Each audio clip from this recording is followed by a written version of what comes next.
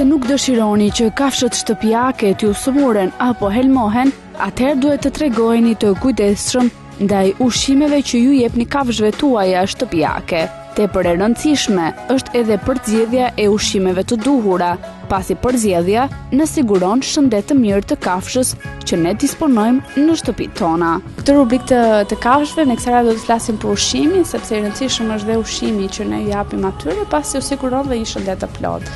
Po ju më mirë do të na shpjegoni si specialiste kësaj fushë se cilat do të ishin mënyrat më të mirë për të ushqyer një kafshë si mace ose edhe si qen.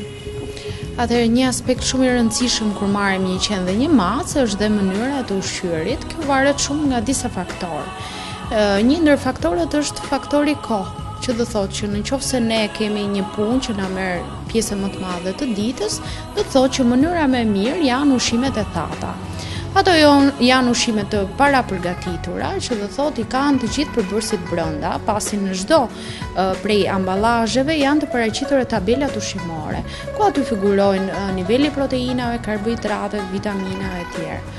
Kështu që kjo do ishte një mënyrë shumë e mirë nëse ne nuk kemi kohë të gatuajmë, ama nëse ne mund ta kemi këtë mundësi ose kemi kohë, atëherë një mënyrë tjetër shumë e mirë është edhe ushqimet që hajmë dhe vetë, por duhet kemi shumë kujdes që ndër ushqimet më problematike mund të jenë kockat, sepse shpesh herë ne nisemi me idenë që është qen, mace, mund t'i konsumoj ato, por nga ana tjetër ato shkaktojnë shumë probleme. Një ndër këto është konstipacioni, që do thotë bllokimi, që ato nuk dalin dot jashtë. Problem tjetër është yndyra, që do thotë në ushqimet që ne përgatisim, niveli i yndyrës duhet të jetë sa më i ulët, sepse yndyra te kafshët shkakton diare, domethënë probleme.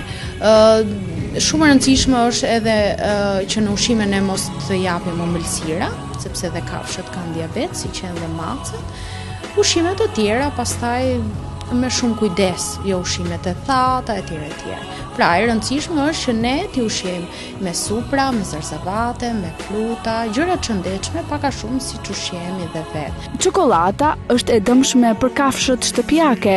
Të rriturit mund ta dinë, por fëmijët mund të mos jenë të informuar. Të gjitha llojet e karameleve janë të dëmshme. Konsumimi i tyre mund t'ju shkaktojë kafshëve dhimbje barku.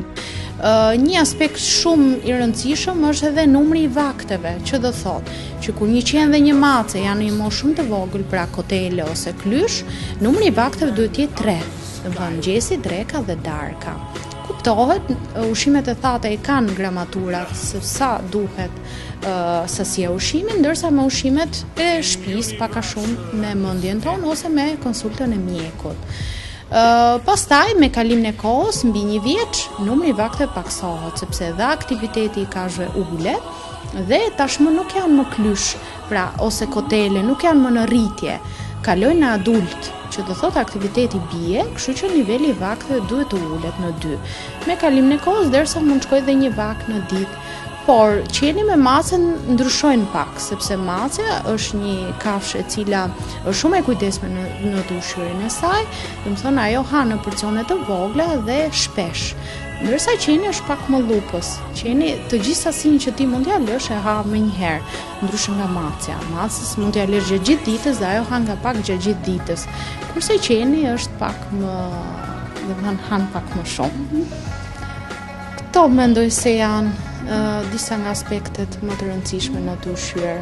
Po kur kemi një kafshë me probleme, ndoshta do të na duaj këshilla e mjekut veteriner për mos ta tepruar me kafshën ose për të zgjedhur ushqimin e duhur. Patjetër, në çfarëdo lloj momenti që ne shikojmë një ndryshim te kafsha, si në këtë rast për shembull mungesa e oreksit, qëndrimi në mënyrë apatike, në një gjendje të përgjumur, do të thotë që diçka nuk shkon te kafsha jonë. Nëse një vakt nuk e han, nuk është ndonjë problem shumë i madh. Nëse ajo han vaktin tjetër nuk ka asnjë problem. Ama nëse kafsha gjithë ditës qëndron i përgjumur dhe nuk ha asnjë vakt, atëherë do thotë që diçka nuk shkon dhe ne menjëherë duhet drejtohemi tek mjeku veteriner. Përpara blerjes së një ushqimi komercial për kafshën, pronari duhet të ketë parasysh leximin e etiketës së përbërësve të ushqimit në vitrinë dhe krahasimin e saj me listën e duhur që mund të nxjerrë nga veterineri.